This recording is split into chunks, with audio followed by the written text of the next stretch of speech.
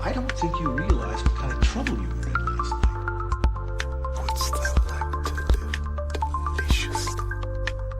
Who do you think those people were? If I told you their names, I don't think you'd sleep so well. Hello, and welcome back to another episode of the Cinema Cult Podcast. I am your host, Cody Maloof. With me, as always, it's Dante Trowina. Dante, what have we been up to lately? We've been gone for about a week. We're each doing some traveling. Tell us a little bit about what you were up to. Yeah, you were having an Irish spring break, I think, doing a little bit of the. I was in Banshees Ireland or for even St. Patrick's Day. That was a doing the great Colin time. Farrell routine. I was in the Philippines, so me and my fiance are finishing up some paperwork, so I had to travel and get that done. But we got to go to some theaters in Yes, we person and did. see some real movies. Yes. Tempur-Pedic theaters are a thing now. I found that out. Where you Explain that just- to me. You texted me that, but So, I'm like, what do you mean by that? There was a theater in the mall, and we wanted to watch The Bride, which we'll talk about in another episode. Yes. But in the Philippines, movies are cheap as hell. For a movie date, I paid less than $10 for the two of us, which was awesome. But we just found the closest theater to us and went up to it, and it said sponsored by Tempur-Pedic or something. I was like, okay, the seats are gonna be nice, memory foam. I get up there and they're like, okay, choose your beds. Okay, and so we looked and chose our two beds, and we were thinking maybe, okay, this might be expensive for the Philippines. This might be a $20 date. It was $60 per person, the tickets. And so we opted out of the Tempur-Pedic theaters. But yeah, you just lay on the Tempur-Pedic and watch the movie, I guess. Interesting. And I think made a good choice of not having The Bride be our Tempur-Pedic movie. Mhm. We'll talk more about The Bride later. I did pay about $18, $20 to see that movie in IMAX, which don't think was worth it, but we'll save that for another pod. We'll save that for the Bride pod. Yeah, I was in Ireland for about a week for St. Patrick's Day. Great time. Missed out on some of the stuff we were going to be covering in this episode, though. Like, Right. well, the Dune Part 3 trailer dropped. The Spider-Man Brand New Day trailer dropped all while I was over there. I was also able to watch about the first hour of the Oscars before it got to about 2:30 in the morning, and I had to go to bed. So, but at that point, you were waking up, and I handed it over to you, so you took on the watch for the rest of Yep. that. I literally got on as you got off because Yeah. it was like 6 a.m. my time. But yeah, I think we should talk about those two trailers, and then we're going to get into Project Hail Mary, which we both saw over the past week or so. I actually was able to see an early access screening of it at the IMAX theater down the Right. street from me on March 13th, the day before I left for Ireland. So I was really glad to get that in Yeah. before I left. I have a lot to say about Project Hail Mary. I think it was really, really good. Probably one of the best movies we're going to get this year, maybe. We'll get to Yep. that in a second. But first, Dante, which do you think we should talk about first? Spider-Man Brand New Day or Dune Part 3?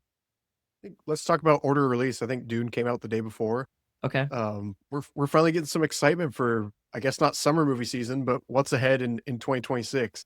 A good page flip from the Oscars, and a good campaign to just get the Oscar loss out of Timothy's hair and just get us excited for Dune Messiah, huh?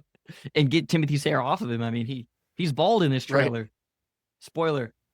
Yeah, so Dune Part 3 is picking up. Was it like 17 years after the end of Dune Part 2? Is that right? Is it really? I Okay. think it's quite a big jump. I don't know if it's quite 17 years, but I think Jesus. that's right. It's a long time. But you also see in the trailer that it looks like, I think the beginning of Dune Part 3 is going to pick up pretty soon after the end of Dune Part 2, because we still Yeah. see Chalamet with his like old haircut from the previous films, talking about like how to wage war and asking of what his father did, how his father would have done that. Your father never started a war. Right. This trailer looks fucking awesome. I mean, it looks incredible. Denis Villeneuve, the director, has said that this movie is even more action-packed than Dune Part Right. 2. He described it as more of a thriller. So I'm really expecting kind of like a Return of the King sort of thing here, where this is the big one. This is going to be the Right. big climactic finale. Dune Part 2, for how satisfying it was, didn't really feel climactic. It felt almost anticlimactic at the end of that movie. Do you agree? Yeah. Yeah, it had a weird dying down to it. It felt Mhm. kind of somber at the end with, Zendaya's Chani at the end, huffing and puffing and riding the sandworm out of there. Right. Yeah, not some triumphant ending, just kind of like, oh, this is where we're going. Mm-hmm. additions here. We're bringing back Anya Taylor-Joy, who was in a quick little scene, one shot in Dune Part 2. She's gonna have a full character Right. in this movie. Duncan Idaho coming back, Jason Momoa coming back in some Yeah. sort of resurrected form in Dune Part 3. And the big one, I think probably the one we're most excited about, is Robert Pattinson looking real weird and freaky in this trailer, Dante. What do you think about that? Yeah, he's getting ready to go on a run, dude. He Mhm. that was not what I expected him to look like. I know I was kind of curious because it said that his character, I haven't read Dune Messiah as a book or even most of the first Dune book I haven't read. But it says he's like some sort of shape or face shapeshifter. So I Yeah. was kind of wondering what they'd make him look like, and I guess that's what he really looks like. Underneath all that is a blonde, weird, high cut off. But it's Robert Pattinson. He's went to graduate from Hogwarts University. He looks fucking great, man. Yeah, we're also seeing Chalamet like level up again in this movie, like the character of Yeah. Paul Atreides. He is full blown, like I don't know what you call it, like general or leader or or emperor or whatever you're Well, gonna they call edit him. his chant behind the Yeah. trailer music as well. Like that trailer really did feel like they were waiting for the Oscar win and gonna put it out and Uh, really like this is what's next and have uh-huh. Chalamet's voice behind it. But it also works in like I know you don't try to read too much into the other movies, like Marty Supreme has no impact on how I'm gonna experience Dune Part 3. But it does give that extra oomph, like, oh yeah, he's got one in the chamber Hmm. ready for us this winter as well. And And I just love that. I love the way the trailer's edited behind its main character. yeah, I know the first time I watched it, I didn't even realize that that was his voice. And then the second time when subsequent viewings, I noticed like, oh yeah, that's him doing that 100%. chant Yeah, behind the scenes. that's And awesome. that awesome scene too, like towards the end when he steps out in front of that gigantic like crowd, like mass of people, and it Yeah, just really shows you like how big his influence has grown. And right, I also don't know what's going to happen in Dune Messiah, or I don't know where the story goes, and I'm purposely right. avoiding it. So I'm just really excited to see what happens here. And it's funny that you just got off the Oscars thing with Chalamet losing to Michael B. Jordan. We'll talk about that in another episode, but he's not going away. Like if you thought that No, that was going to be no, like we'll get a year off from him, no, he's coming right back again with another not at banger, and all. I fucking love it. So I'm really really excited for Doom Part 3. We on our most anticipated, I think we both had this as one of our most anticipated movies of the year. So this is going to be a smash hit. Yeah, Filmed for IMAX. Think the whole thing yeah, could be in 143. I don't know. Maybe. I don't really know, but filmed for IMAX, first of the Dune movies to be shot on IMAX film as well. So yeah. really, really, really interesting stuff. No Greg Fraser this time, but doesn't really look to be affecting it. I mean, the movie still looks right in line with the other Dune films. Yeah, And and thoughts here? we'll miss Greg Fraser, but I don't think it's gonna be some blatant absence of Greg Fraser. You know, you look at Deacon's other or not Deacon, sorry, Deacon shot Villeneuve's other films, but all of Villeneuve's films look friggin' incredible. So Yeah, I'm not expecting some big drop off here. yeah. Okay, want to talk about Spider-Man: Brand New Day now? What do you think about Yeah, that? What were your initial let's thoughts? interesting first campaign for it where they were putting out like the 2-second snippets of That the shit was trailer. so annoying. I Did saw that. did you see those? I saw that was happening, and I said I'm just not going to watch any of this until the actual trailer comes out. There and we'll get into this in other shows, but it's just like keeps proving that even when they're in the right direction, Marvel is just lost on how to market things right now or how to like just do the basics. Mm-hmm. But when the trailer actually came out, I think the reception is very warranted. It looks like everybody seems to be really loving this trailer. Mm-hmm. I really enjoy it too. You know, there's still I think some of the classic nitpicks that people have started to develop about Tom Holland's Spider-Man, about the way it looks, about the way it's shot per se. But I do think this has a little bit more sauce and style and substance that they're already trying to convey through the trailer. And I had a pretty good time with it. I'm kind of over some of the characters, and we'll talk a little bit about that. But I want to get your thoughts first in general. Yeah, I thought it looked really cool. Overall, I mean, obviously, compare like visually comparing this to Doom Part 3 is like Hydrogen Bomb versus Coughing Baby. I know Right, that's like a silly thing to even say. I hate doing like the Twitter meme comparison, but it's so true. right. Um, it looks really cool, but it still looks like an MCU Spider-Man movie. I was hoping Oh yeah, maybe it would be a bit more visually dynamic, but you have this. I think the shot everyone's kind of criticizing is the shot in the beginning of the trailer where he's up against like the city skyscape behind him, like the skyline, and it just looks so green screen and fake. And but what can what do you expect from a Marvel movie? Yeah. I will Yeah. say though, it looks to be a bit more interesting in that way. In the same time, like it looks a bit more like martial arts influence. You have Daniel Destin Cretton directing this film, who Yeah. did Shang-Chi. It looks to be like a bit more like fast paced or just a bit more energetic. I liked the shot Yeah. when we go inside his mask. That's So really cool. cool.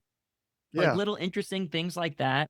And it looks like we're taking this character in like a whole new direction, in a Yeah. direction that I don't think we've In a whole seen bunch of directions in a too, bunch of different which is directions. kind of fun. Yes. I like that it feels like a comic book already. Like it feels like he's Peter Parker really fully going into Spider-Man. Like he doesn't have much of a Peter Parker life right now. Mhm. And he's encountering Scorpion, the Hand, the Punisher, going to Bruce Banner's lectures. Like we're gonna see a lot of stuff. And I think the frenetic atmosphere of that lends itself really well to Spider-Man. This is the right character to try.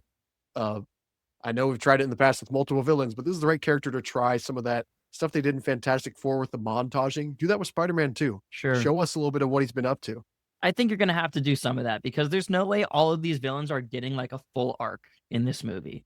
Right. You have Scorpion, you have the Punisher, you have the Hand, you have the Hulk is gonna show up at some point in this. We also have the real villain. I think of this movie is supposed to be Sadie Sink's Jean Grey. I mean, Right. that's what I'm thinking, anyways. That who she's gonna be playing. We haven't really Yeah. seen her yet, just one shot of her character from behind. So I think is gonna have to be some of this wrapped up in montage, like Scorpion maybe is like a treated as more of a villain of the week sort of thing, where it's kind of like at the Right. beginning of the movie to set up, like reintroduce us to Spider-Man. We'll have to wait and Yeah. see, but I am a little worried about this movie being overstuffed, but from the trailer, it doesn't really feel like that. I know it's like really weird to try to No. infer that from a trailer, but I hope everything will be nice and balanced. We also have, it seems like the Man Spider arc that's going to happen with Peter Parker. Yeah, like the other arc, Man Spider stuff. Yeah. Yeah. So and he's getting organic webbing in this movie too. He's going to go through some sort of transformation. We also have Keith David narrating over the trailer, kind of talking about the metamorphosis, the life cycle of a spider. So there's a lot going on in this movie. There's going to be a ton of characters, but I'm really excited for it. It feels very like dynamic and fresh for this character. I like kind of starting off, like you said, with him just being Spider-Man, and him kind of just Yeah. not really having much of a life, and he's kind of upset about that, and he's sad, and he's trying to somehow find a way to get Love MJ it. to remember him.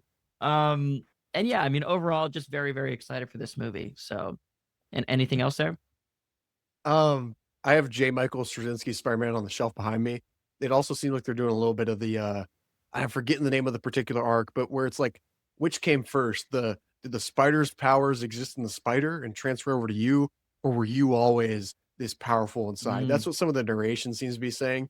And it's this theory that they kind of did it in Madam Web, actually, some of the other ancient Spider-Men before. But it's a really cool storyline, and it shows like Peter Parker that in a weird way, like, hey, I always was this person deep down. I always was what Spider-Man needs to be. Always was the right person for it. And that's probably the message he needs to hear right now as a character. If you're nothing kinda without this suit, over then you shouldn't have it. Right. Hmm. And we watched Homecoming on TV the other night. Still great. I can't believe like anyone. I get we can slander like again the way it looks, this and that. Homecoming is amazing. It's a real That's a great charming introduction movie. to the character. Um, I'm kind of over MJ and Ned, both of them. I would say I don't. I Ned. don't. I specifically Ned. You can't get rid of MJ, I think, but I think I agree with you with the Ned thing. Still, she's not like Mary Jane Watson to me. She's not. No, I don't she's know, not. She just never will be. And I think it's weird that they're trying to like halfway do that and do this arc, and it's almost weirder now because it feels like Zendaya's there because she's dating Tom Holland in real life, less so than Zendaya's the character that needs to be in the movie as MJ. I get why they'd want to show him maybe trying to get back with her or whatever, or can't get over her. But I'd kind of be interested if maybe he does move into his own life, which they'll never do. They'll never make that choice. We get a But, Gwen Stacy um, arc for a while or we something. get a Gwen Stacy, we get a Black Cat, we get just Mhm. something different. Give him a female counterpart that's against him would be fun to me. But I don't know. We'll see where it goes. It's nice Yeah. that they have noticed that Zendaya's attractive as a human being now. She looks way better in just- this movie than yeah, the they're- previous three. Stop trying to make her so ugly. I know. Yeah. Um, Yeah, I think I agree with you on that. It does feel like they're trying to hold on to the roots of the previous 3 MCU films, which were very much all in line with each other. There was a clean arc there with Right. the 3, Peter, Ned, and MJ. Yeah, I don't really know like what's Ned even really doing here at this point. I mean, they gave him something Right. to do in No Way Home with he somehow magic all of a sudden. Right. Because they realized he wasn't doing anything. So yeah, maybe he'll die in this. Maybe like they'll get rid of him. Maybe then he can go be the Yeah. CEO of sex, like then he can just go do his own Right. thing. Live his own life. um, Yeah. Yeah. I agree I though. just don't have, if you're going to soft reboot it, soft reboot it. Don't hang on to these old threads. Hang on to Spider-Man and that's it. And you Yeah. had such a good clean slate, ending. It's the most ballsy choice the MCU has made in a while, is the ending of No Way Home. And Spider-Man erasing his identity to save his friends and stop this incursion from multiverses.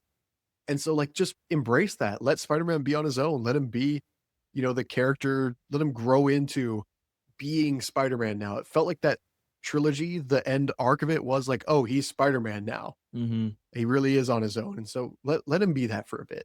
Do you think they're gonna fix that by the end of this movie? That everything's gonna be undone, or at least Ned and MJ will Yeah. remember him? Yeah. I think so. Yeah. I don't trust Marvel to have enough balls to tell a story where there is a continued sad ending or there is a character going off on their own. They're not going to do that. I think you're Um, right. yeah. If the Hand is in there, that means Daredevil some is other in this characters movie. might be popping up too. Yeah. Daredevil will be Uh, appearing in this movie. I think it's pretty obvious that he's been edited out of the final shot of the trailer. Um, right.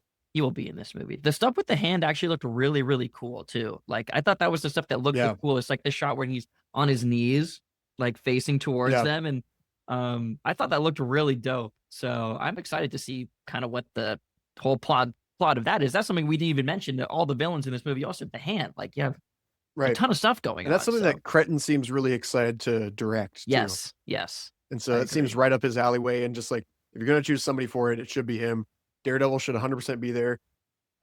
Maybe at the end of the season, Daredevil's the leader of the Hand. I don't know. Mm, We're going to find out with Daredevil Born Again, but there are different arcs with Daredevil too that you can play off the Hand. So I'm curious to see how that ends up. yeah. Okay, let's move on to Project Hail Mary. This came out last weekend. I saw it the weekend before, but officially I think was released on like March 20th, I think. March 20th was 18th the or 18th, 20th or March something. Yeah. 18th. This is the new sci-fi action comedy space movie from Phil Lord and Chris Miller, starring Ryan Gosling. Phil Lord, Chris Miller, with some of our guys, at least for me, like two of Yeah. my favorite filmmakers. 21 Crazy Jump Street, filmography. Yeah. 22 Jump Street, the Lego movie, insanely underrated movie, the Lego movie. Honestly, one of my Yeah. favorite movies, such a great film. Yeah. Um, and of course, the creative shepherds, we'll say, behind Into the Spider-Verse and Across the Spider-Verse, they're not named as directors, but they are the creative force behind those two films. So I think it's Absolutely. more than fair to say that those are their movies. Yes. Their first live action movie though since 22 Jump Street. Yeah. Kind of crazy. Also, there was a Star Wars movie thrown in there that they were fired from, which I think we should talk about later as we talk about this movie. But I Yeah. just want to start off by saying I loved this movie. I thought it was great. It's been really fun to see the reaction online be also extremely positive. Because when I saw this movie, there was no online reaction. I had just heard little Right. bits and snippets, and then the next week, that's when all the tweets and everyone's online reaction started to come out, and everyone was loving it just as much as I did. I think this might be the most crowd pleasing movie this year. What do you think? Well, I saw it similar to you. I saw it on the 18th on a Wednesday. So actually, it came out on the 20th. Okay. So I didn't see much of an online reaction to it. And Nicole and I watched it together, and we just thought, like, this is so charming and Mhm. just so easy to like, and might be from like a different time almost, where we're a little bit more optimist as a society, or like it feels like it would go nicely in between, like, like 2015, 2016 era, where we're just happy to be here and having a great time. Yeah, I maybe didn't love it, but I had such a good time with it. Like, how can you not like this movie? It's so easy to enjoy. And once you kind of figure out what the story is going to be about, because I didn't watch any of the trailers actually, Good for you. So once I figured out that it was just him and Rocky, god damn it, I'd die for that Rock dude. He is so fucking lovable. And it's doing what Gosling does best, which is play off the audience in a funny way. He brings back a lot of the nice guys stuff. Hmm. And so just yeah, it's so easy to like, so much fun, cool set pieces. No CGI shots in the entire movie or something like that, No right? green screen. They said no green screen. No green screen. No, yeah, definitely some CGI, but no green screen at all. Mhm. Insane. Yeah, a ton of practical effects. I mean, from the interviews I've heard from these guys talk about how they made this, it sounds like all of this stuff was practical. I mean, the entire set, that entire spaceship set is real and was built, and that's all what they shot with the spaceship. Rocky is a puppet. He's not a CGI character. Yeah. All of like a lot of the effects are done in camera. Like there's a really cool sequence when they're gathering what do they call it? The astrophage or something towards the end of the movie when they're doing that fishing sequence, and they're gathering all this kind of stuff they need to send back. And it like switches to like an infrared view, and you see all of this like astrophage, all this like these red particles around Ryan Gosling's character as he's doing this spacewalk. That's all done Yeah. in camera. That's done practically.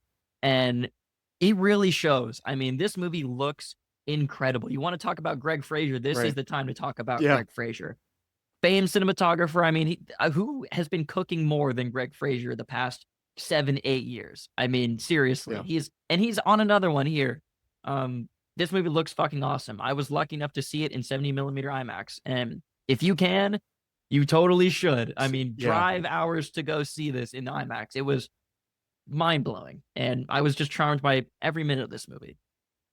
I was sure it would look good because it's Phil Lord, Chris Miller, and Greg Fraser. I didn't expect it. I didn't know it was Greg Fraser coming in, but I didn't expect it to look this good and be this much of like a you have to see it in theaters film. And so that was just cool for me to figure out that as part of the journey, because it definitely doesn't look insanely cinematic at the start. It's a very simple, kind of going through its beats narrative.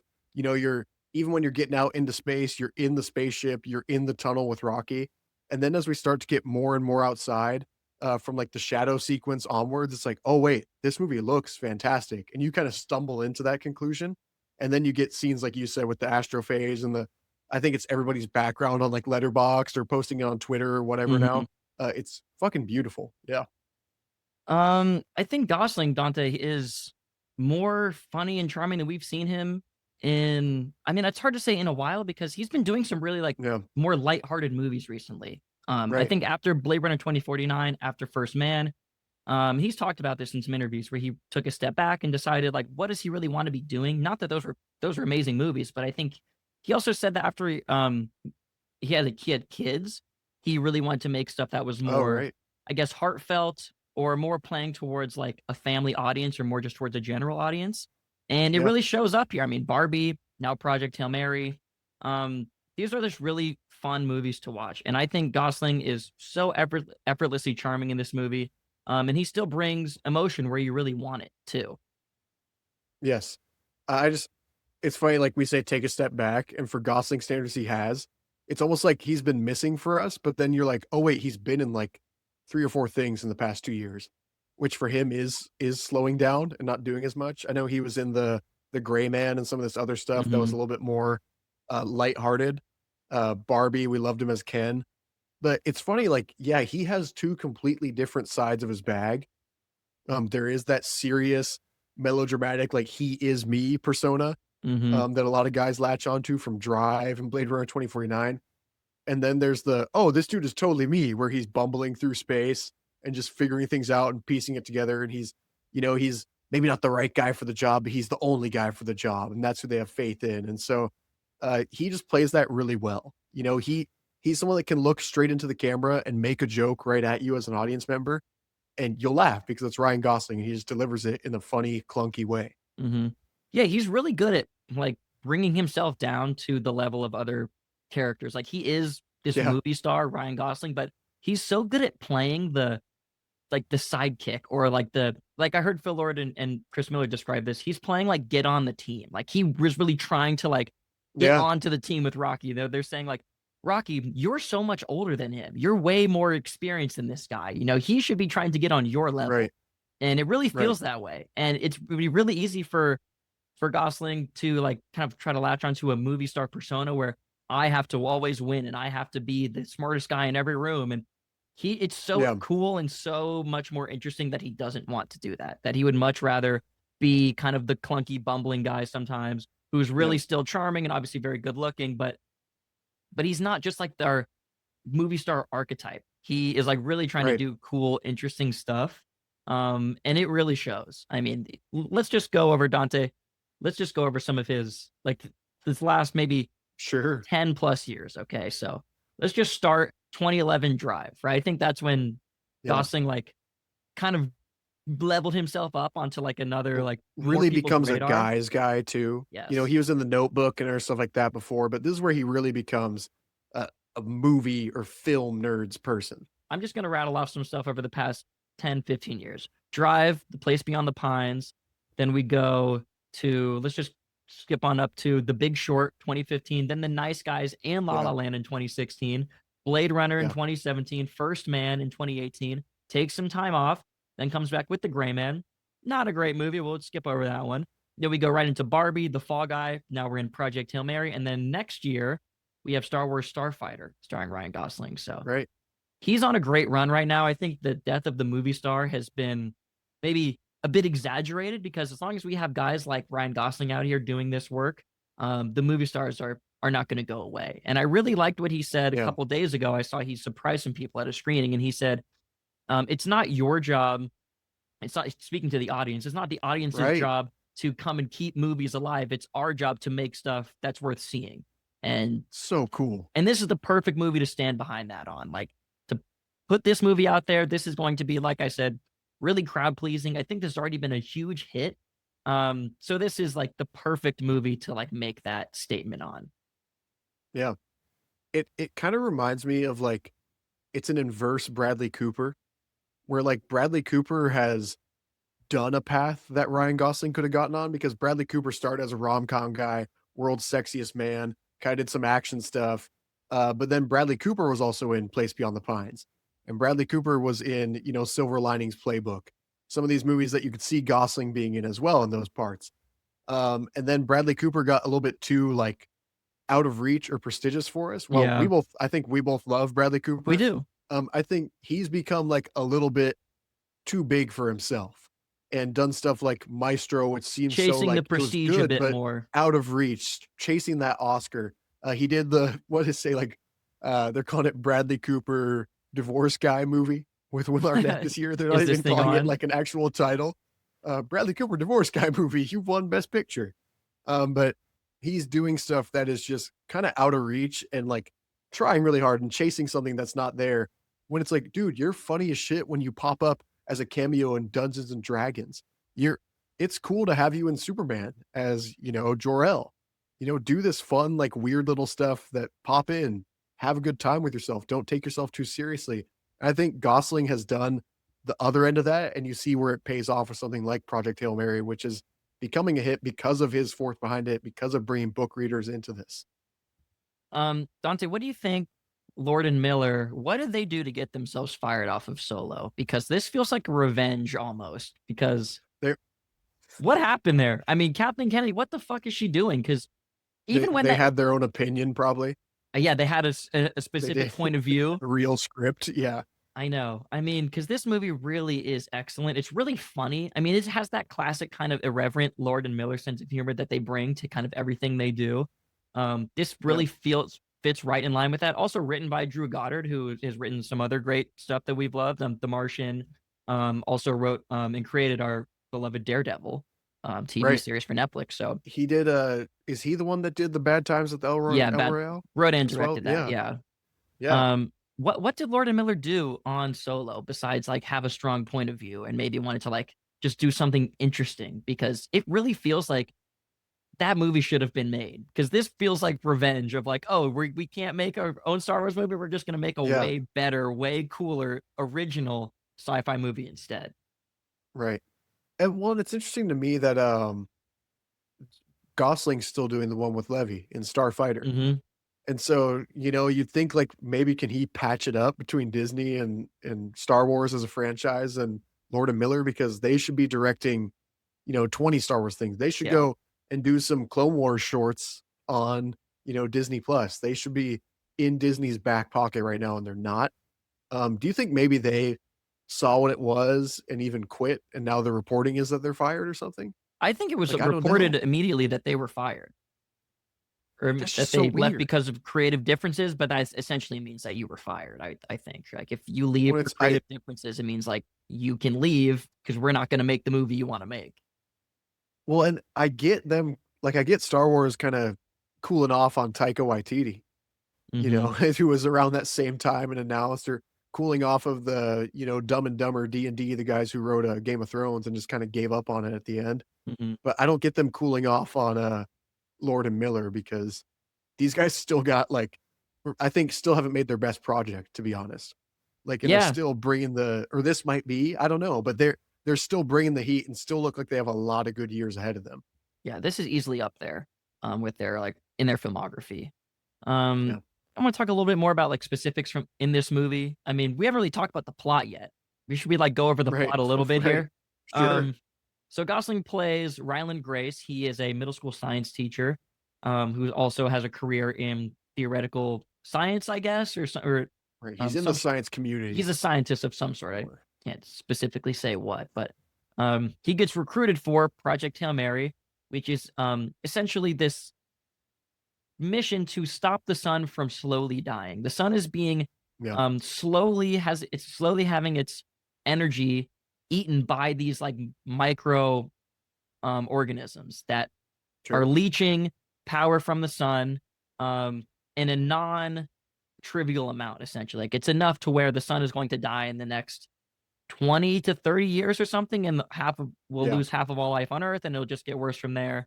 um the idea is essentially to send Gosling and these two other astronauts into space to try to fix this. We're blowing past a lot of like more like specific plot points, but you don't really need to know that that's going fine. in. Um, when Gosling wakes up from his in coma, cryo sleep, essentially, the other two astronauts have died, so he's alone on the spaceship. He also doesn't really remember. It's a side effect of the induced coma. He doesn't remember why he's on the Right, spaceship or what he's really doing there. And so the movie is cutting back and forth to like flashbacks of him remembering like his past and how he right. got onto the mission. And then we kind of are eventually brought fully up to speed. But there's flashbacks really throughout the movie until really like the last, I would say, 15 minutes or so. Right, Um, yeah. how did you think the story structure worked? I think it worked fine with the flashbacks. I thought there was a point around the midway point of the movie where, I started getting way more invested in the Rocky stuff and in the current happenings in outer space, but I think all of them were well placed enough. Whenever it cut to a flashback, I wasn't excited for it, but then it won me over in the scene.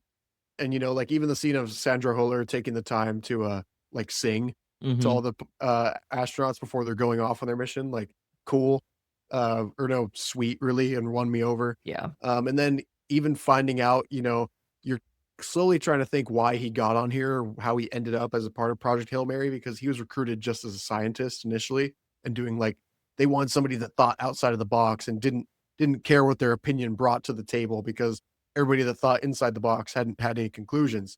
And so he's just kind of prepping them for their mission up there. And you see the dramatic event that takes place that just wipes some of the scientists out and gets him on board. And that really made, I think, all the flashbacks worth it at the end. Seeing that scene with him and Sandra Huller sitting down and basically drugging him and throwing Hmm. him on the spaceship.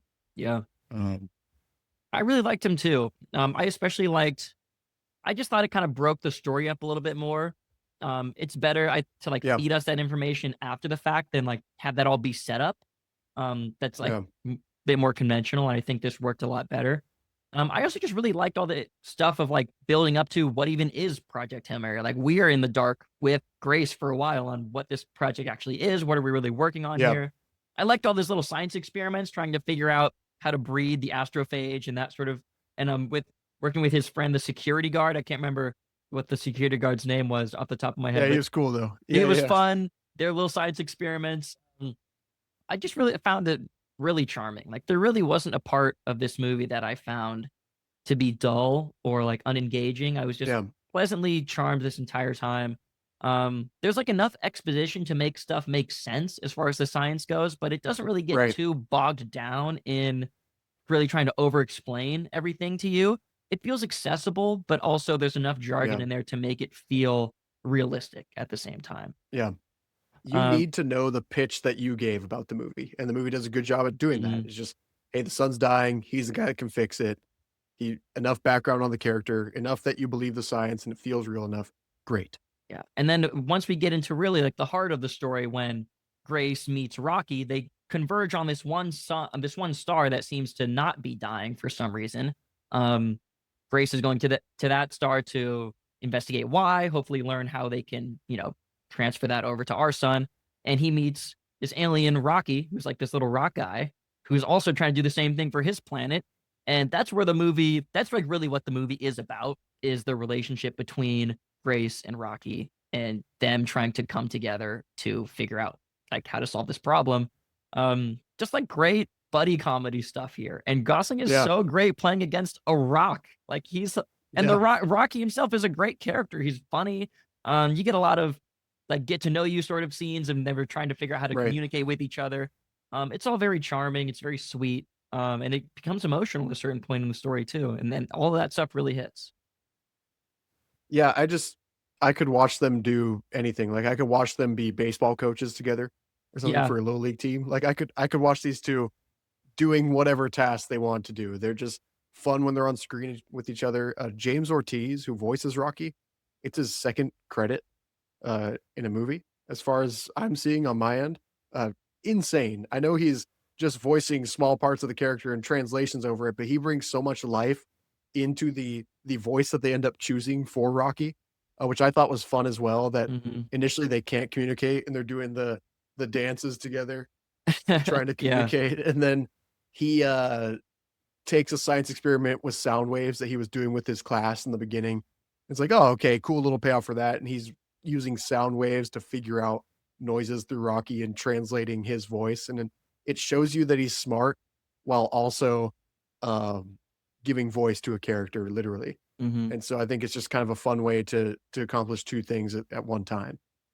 Um, what anything else you got for us really about the Rocky relationship, anything like that?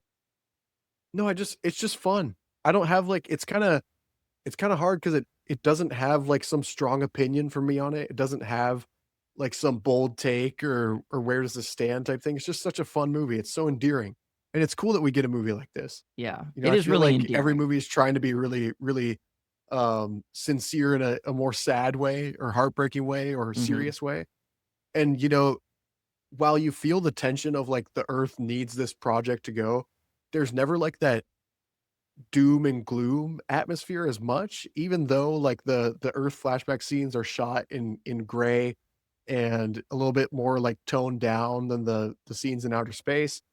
But it never feels like we're fucked and the world screwed up by doing this. It doesn't say like we screwed up our own environment mhm. and points at us and teaches you a message back through it. It's just like, hey, he's just on a mission to save the Earth with his buddy now Yeah. and save the rock planet as well. And so just cool, I think that it's just optimistic, stays out of any of the controversy that could have came with it, and just like, hey, let's just tell you a good story. Well, I liked what Okay. Gosling said about this in an interview too, where he said that the idea behind this movie is that, the future is not necessarily something to be feared, but something to be figured out, and I think that's the Right. perfect kind of mission That's statement cool. for this movie.